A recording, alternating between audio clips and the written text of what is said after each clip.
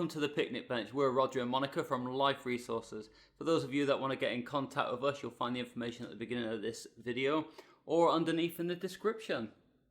Hi guys, so today we're gonna be talking about metaphors, quotes or phrases and how they can impact your life. So I'm gonna start, rather than spending time explaining a lot, I'm just gonna start with a little story. While ago I was a designated premise supervisor working for a company that was kind of a bit of an old structure, I would say. They lived by the motto, well, it's always worked, why change it, why do anything about it?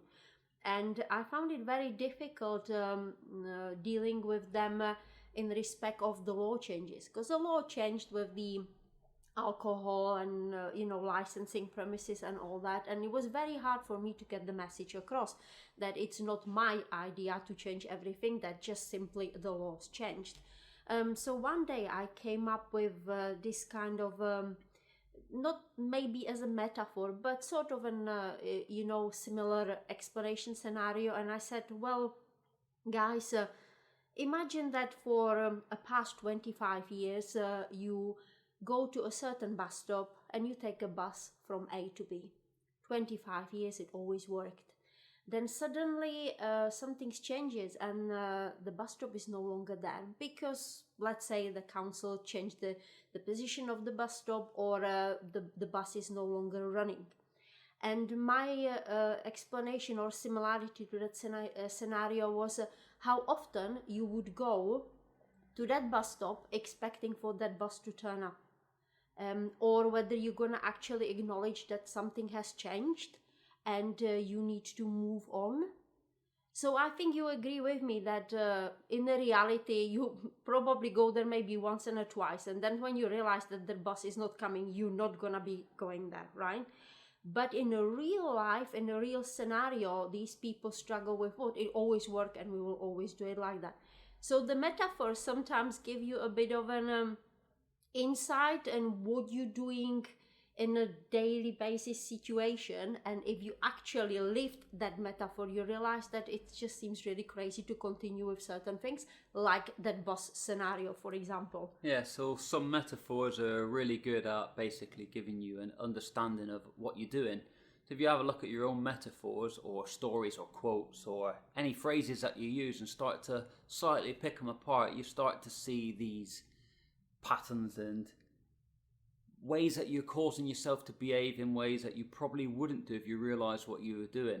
And then you've got some metaphors that are really, really good. I think one of our favourites from when we were travelling. So we did a lot of travelling around, doing different jobs around the world, but it was always, everywhere in the world, they need a sweeper. Basically, if you're willing to do anything, you can find a job somewhere. You never have to be out of work. And that's what I think we did while we were traveling. And that seemed to really work for us, just living by that metaphor and having that belief.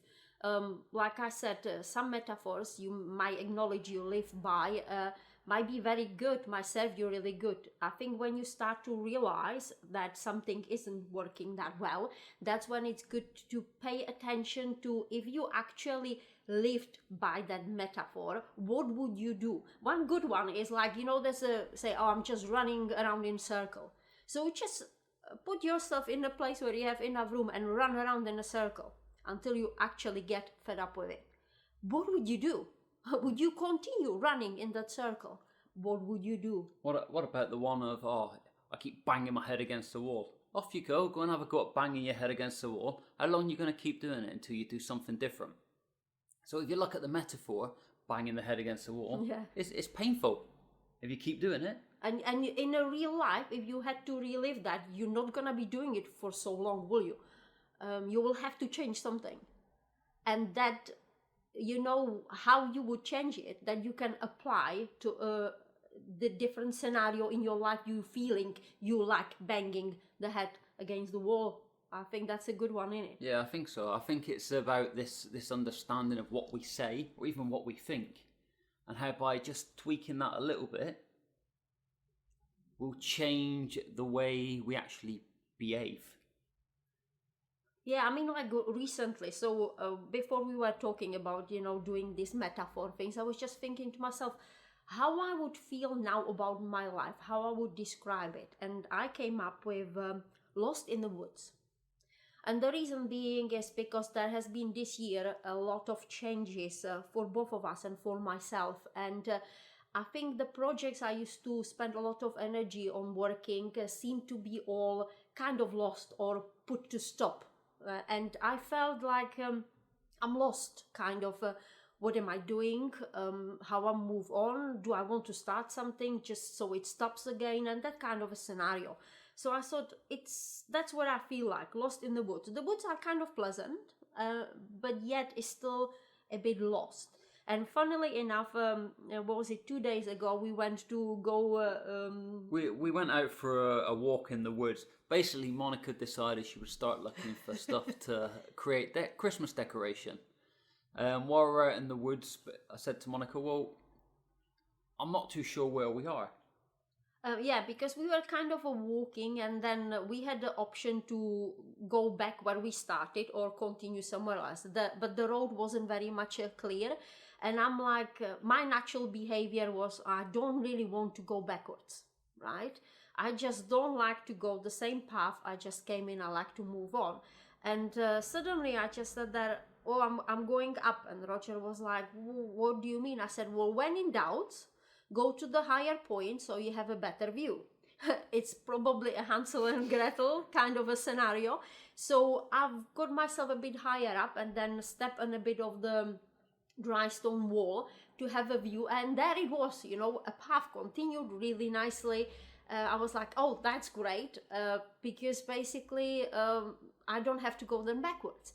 And then the funny scenario of it was I walked through like the brambles and the prickly bushes to get to that path when Roger stepped a bit back and followed the path on the other side basically, but we still met in the same way. And I guess that gives you a bit of a hint maybe what the situations you are in now. Like if I describe my life as lost in the woods, well, what does it mean then? Getting a higher up, getting a different view, maybe go through the brambles as I chosen, so it's not gonna be maybe a smooth ride. It might be a bit of a prickly and not pleasant, but I was well equipped. I had a thick coat and good shoes. If I was in a summer dress, it would be a bit difficult. Yeah. I don't think I would be going through the bushes, but I guess it gives me some sort of an insight. Well, I've dealt with that situation. I wasn't sitting there thinking, oh, I'm lost in the woods and I'm just gonna sit here and wait what is going to actually happen. And I didn't. I made a decision. But sometimes when you do it in the real life, it's like you don't seem to be able to do it. Then when you go there and step and you realize, I've done it. So the metaphors from that perspective can be really helpful if you actually have to live that. Get yourself into the situation, living that metaphor, then you realize, what am I doing? Yeah, I think one thing about the metaphors, and even like I said before about different phrases that you use and stories you tell, it's like we were talking today about this, and one of the phrases comes from a song for me. Mm-hmm. And it basically says, on bended knees is no way to be free. Mm-hmm. And for me, I looked at that phrase, it repeats whenever I talk about metaphors and phrases and stories and quotes. And it's sort of like, well, for me, you can't be free if you're controlled by a system, but that's a belief I have. But when I actually look at the metaphor a little bit more, I understand that I'm still free on bended knees because I can still get up and walk around. I can still get up and move. I'm not imprisoned because I'm on bended knees. So my metaphor for that is like, well, okay, on bended knees is no way to be free. I'm not. I'm just crouched down and I can get up and walk away anytime I like, which is a great feeling. It changes the way you feel about the whole situation just by that little tweak of those words. Yeah, I think if you, like literally, like we said, if you put yourself into that situation, that makes a difference. I mean, now Christmas coming, and we know that there are still, situations when people feel lonely. And, we were just talking about it recently. It's like, well, you know that basically you're not really lonely because there are still people around you on this planet, or whether you know them or not knowing them, you are not alone. But what would make you feel not being lonely? And we just sat there and were thinking, well, is it like a noise? Or do you have to be surrounded by people? It might be different for different, for each of you, really, different person, different, I guess, explanation of loneliness. But I was just thinking, if it's like the sound, you can actually make them funny. They are on the YouTube, like the downloads of the cafe noise, like a background. We started playing like the cafe jazz music while we were doing other things. Sometimes you get into a point where we go to coffee shops, we sit down and we start talking. Coffee shops are a great place for us to talk about our ideas, anything that's going on in the world. But generally there's music playing in the background. So what we decided we would do is create this theme of where we would play the same sort of music when we sat down talking or when we're being creative.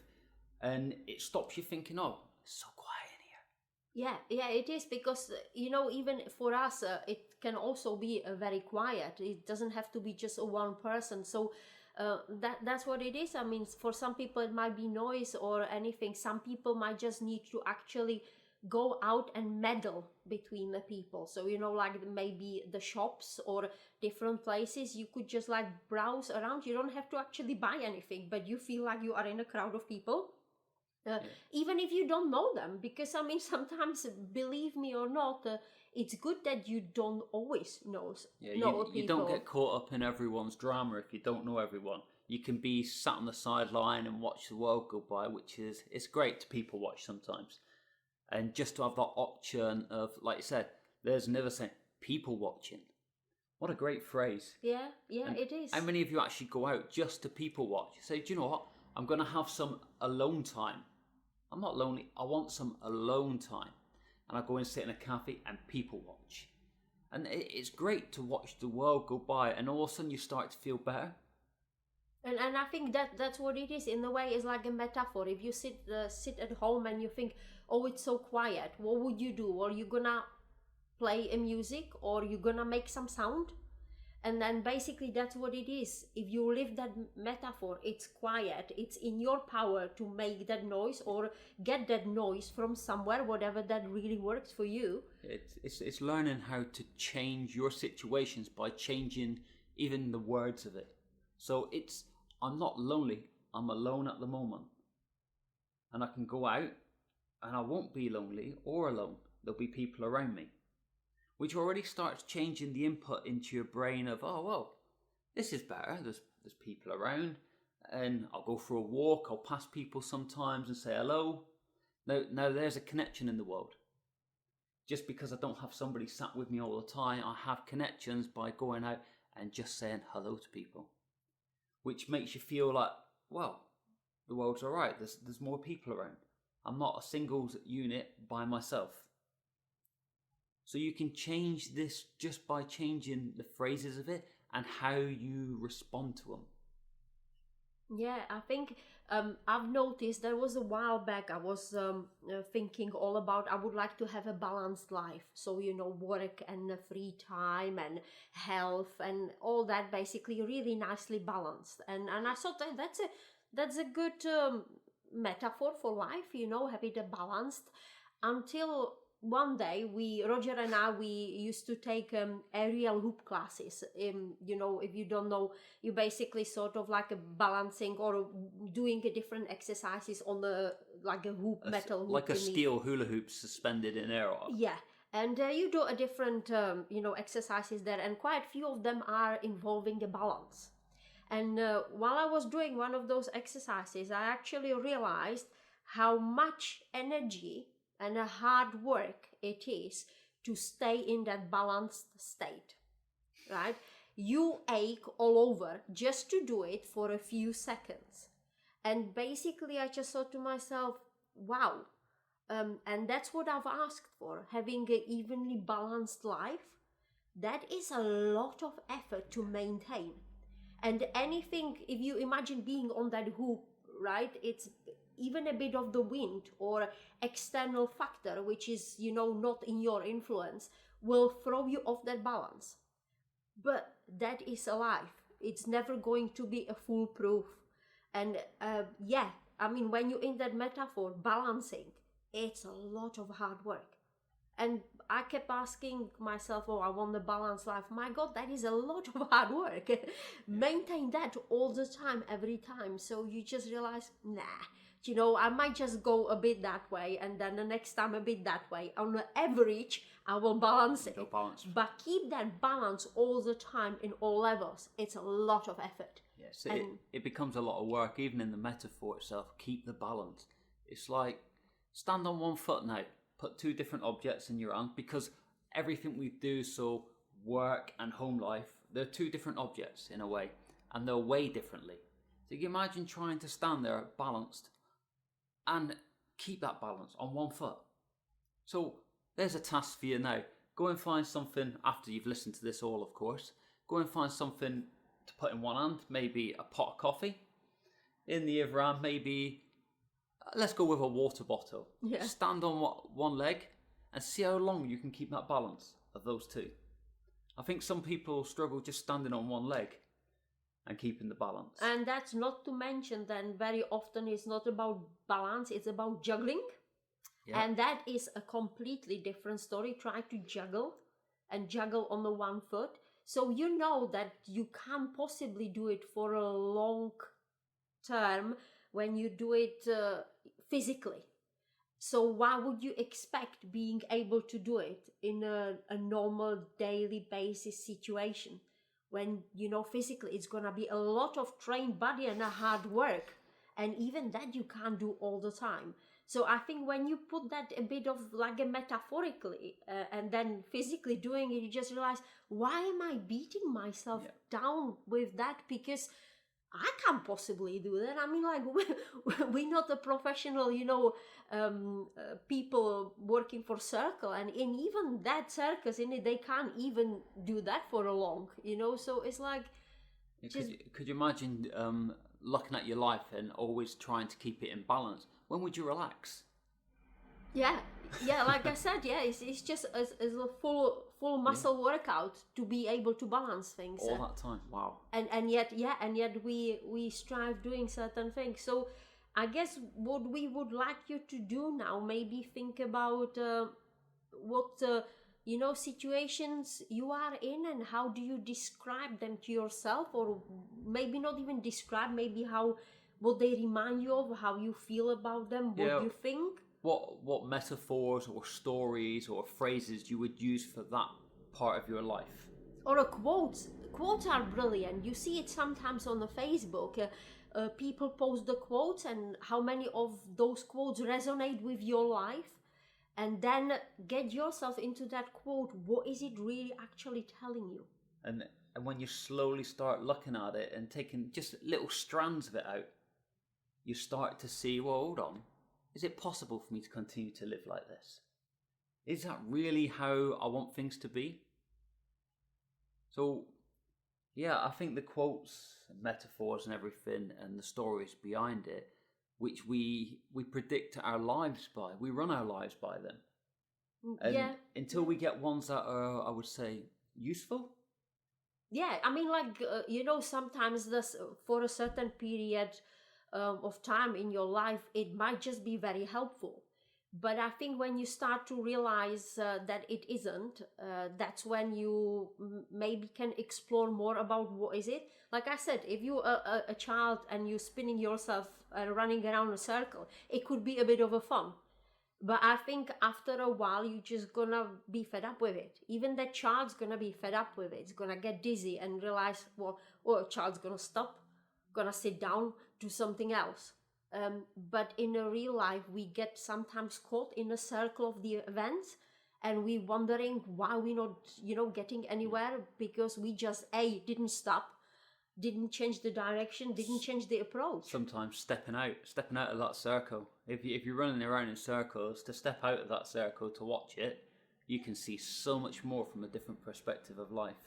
Yeah, and I think this is basically what we were sort of trying to highlight today, that metaphors and quotes and anything that resonates with you or reminds you of your life and life situation can be very helpful when you actually physically trying to do it. We found a story a while back called The Two Pebbles. I'll share it in a link underneath in the description. Yet when you actually read the story, you actually realise that no matter how bad of a situation, if you step out slightly or look at it differently, there's always a solution. So it's a really, really good story for helping people who think, well, there's no way out of this and no way out of that. Read that. I'll put it underneath, have a read, and then let us know your thoughts, quotes and metaphors, or anything that you run by that you could do with changing or you enjoy, you're happy to keep. Yeah, and I think that's what it is, really changing a bit of the perspective, how you talking to yourself, how you see your life and the situations you are in, and changing it. Oh.